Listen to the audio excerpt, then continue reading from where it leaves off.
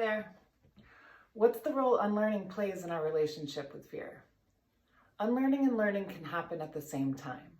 More, they inform each other. In order to build new habits that promote intentional growth, we have to unlearn which patterns may be preventing us from recognizing our choice points. And by choice points, I mean the ability to respond instead of react. For many, practicing fear, or one of its masks, like shame, judgment, doubt, are on loop in our minds. We have the opportunity to unlearn a practice that may not be serving us while we learn a new one.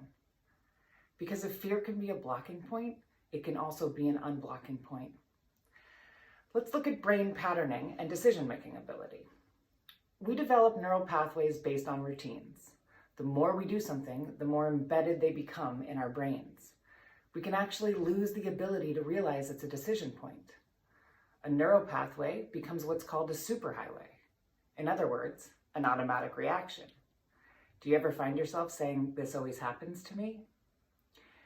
Experiencing our fear makes us vulnerable, because with fear comes exposure. And learning to be vulnerable, it's not easy.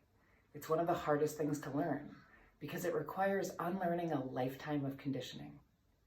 Yet, vulnerability is an incredibly valuable skill and a requirement for change. The threat of vulnerability can be overcome. We can build new neural pathways that sees vulnerability as a source of strength, not something to avoid. Just think, in days, we stop touching our faces, shaking hands, hugging, perhaps for a different reason, and definitely an example of how our ability to rewire our brain pathways is possible. It does take practice. And I ask you, how long have we been practicing the indulgence of fear? So let's get curious. Explore how being vulnerable has contributed to your strength, your growth. Connect to how vulnerability has served you in order to reframe your relationship with it.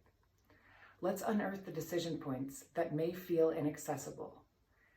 Fear isn't the enemy, it's an access point. What if we can be in partnership with our minds to unlearn what isn't serving us while we simultaneously learn what will? Look forward to hearing from you. Bye.